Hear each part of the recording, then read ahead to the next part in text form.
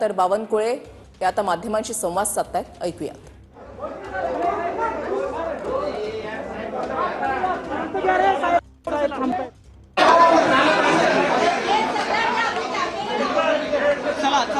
ऐका, सगळ्यांना वेळ देता, थोडस लांब लांब थोडं काय करू नका, थोडस लांब झालं, लांब लागेल साहेबांना.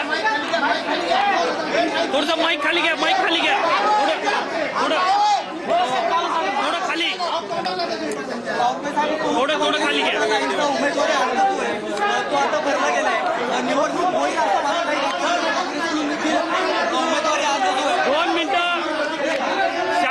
गडबड करू नका.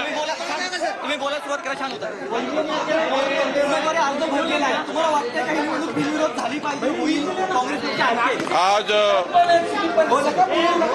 राष्ट्रवादी काँग्रेसच्या राष्ट्रीय अध्यक्षा आदरणीय आमच्या वहिनी सुनेत्राताईजी यांनी उमेदवारी अर्ज दाखल केला आहे. राज्याचे उपमुख्यमंत्री एकनाथ शिंदेजी, मी स्वतः हा उमेदवारी अर्ज सुनेत्राताईजी सोबत आम्ही भरलेला आहे आणि मला विश्वास आहे की महाराष्ट्रातले सर्व रेकॉर्ड तोडून महाराष्ट्राच्या विधिमंडळाच्या जे काही आतापर्यंत रेकॉर्ड प्रस्थापित झाले आहेत ते सर्व तोडून आदरणीय सुनेत्रा वहिनी या प्रचंड बहुमताने विजय होईल. खरं तर मी काँग्रेसला आपल्या माध्यमातून विनंती करतो ते आम्ही त्यांच्यापर्यंत पोहोचवलेली आहे. मग ही निवडणूक बिनविरोध होऊ शकते असा विश्वास आहे? आमच्या प्रयत्न पण आहे आणि आमची विनंती पण राहील काँग्रेस पक्षाला की आपण या मोठ्या पार्श्वभूमीमध्ये आणि महाराष्ट्राची जे एक आजपर्यंतची जे एक प्रथा आहे, परंपरा आणि जे एक संस्कृती आहे, त्यामध्ये अशा जेव्हा मोठ्या नेत्यांचं आकस्मिक निधन होतं तर आपण बिनविरोध त्यांना निवडणुकीमध्ये मदत करतो त्यांच्या परिवाराला. त्याचप्रमाणे सुनेत्रा वहिनीला त्यांनी मदत करावी.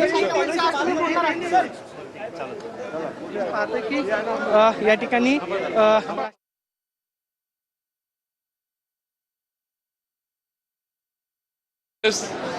विसरणार नाही, या राज्याची संस्कृती संस्कार काँग्रेस विसरणार नाही आणि काँग्रेसनी यानंतरही हे जर निवडणूक लढली तर महाराष्ट्रामध्ये काँग्रेसचा आता पण जे काय अधपतन झालेलं आहे, सर्वात मोठा जो हार आहे, सर्वात मोठा पराभव आहे, हा काँग्रेसचा या बारामतीमध्ये होईल असं मला वाटतं.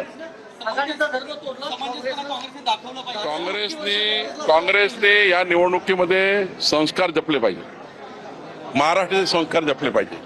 अजितदादांनी त्यांचं 80% आयुष्य हे काँग्रेसच्या नेत्यांच्या सोबत त्यांच्या सहवासात घालवलं आणि काँग्रेसच्या सत्तेमध्ये अत्यंत महत्वाचे नेते म्हणून त्यांनी काम केलं आहे. काँग्रेसने इतक्या लवकर अजितदादांना या पद्धतीची त्या ठिकाणी विसरू नये. अजितदादांनी काँग्रेसच्या नेत्यांकरता भरपूर काही त्या ठिकाणी आपल्या जीवनाचं समर्पण केलं आहे आणि काँग्रेस पक्षामध्येही अजितदादांनी त्या ठिकाणी खूप काम केलेलं आहे आणि त्यामुळे मला असं वाटतं की काँग्रेसने निवडणूक जिद्द करू नये. आम्ही त्यांना विनंतीच करतोय, आम्ही चॅलेंज करत नाही, विनंती करतोय की तुम्ही कृपा करून ही निवडणूक बिनविरोध करा. हेच महाराष्ट्राची आशा, हीच महाराष्ट्राची अपेक्षा आहे आणि यावर तुमची जर इच्छा लढायची असेल तर मग बारामतीकर जनता ही मात्र तुम्हाला काँग्रेसचे नेते म्हणतात सर्वात मोठा पराभव करेल. काँग्रेसच्या नेत्यांचं म्हणणं आहे की ही निवडणूक एफआयआर आजवर केला जात नाही. एफआयआर करा, मी उमेदवारी मागे घेतो असं प्रकार काय संबंध आहे? काय संबंध आहे? अशा अटी शर्ती महाराष्ट्राने कधीच बघितल्या नाही. अशा अटी शर्ती काय संबंध आहे? सुनेत्रा वहिनीच्या निवडणुकीची या बाबीचा काय संबंध? चौकशी सुरू आहे, केंद्र चौकशी करताय, राज्य चौकशी करताय, विधिमंडळात माननीय मुख्यमंत्र्यांनी पूर्णपणे स्पष्ट भूमिका मांडली आहे. रोहित पवारजींनी जे जे मुद्दे मांडले होते त्या मुद्द्याचं संपूर्ण खुलासा आणि स्पष्टीकरण माननीय देवेंद्रजींनी केलं आहे. कशाला तसं डायव्हर्ट करताय तुम्ही? तुम्हाला खऱ्या अर्थाने जर लढायचं असेल, तुमचा पराभव हा तुम्ही तोंड दाखवायच्या लायकीचे राहणार नाही, एवढा मोठा पराभव होईल. काँग्रेस म्हणते की आमच्या सुनेत्रा पवारांच्या विरोधात लढाई नाही तर महायुतीच्या विरोधात लढाई आहे असं. महायुतीमध्ये ही लढाई नाहीच आहे. ही खरं तर या महाराष्ट्राच्या अत्यंत हृदयातून या ठिकाणी जे अजितदादा गेले नाही त्या सीटची निवडणूक लागली आहे आणि महाविकास आघाडीच्या अनेक लोकांनी, त्यांच्या आघाडीमधल्या लोकांनी, महाविकास आघाडीच्या लोकांनी या ठिकाणी समर्थन दिलं आहे.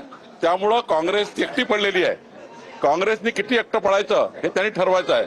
उद्धवजींनी समर्थन दिलं, शरद पवारजींनी समर्थन दिलं, त्या ठिकाणी काँग्रेसच्या अनेक नेत्यांनी समर्थन, या ठिकाणी महाविकास आघाडीच्या अनेक नेत्यांनी समर्थन दिलं आहे. काँग्रेस का जिद्द करताय?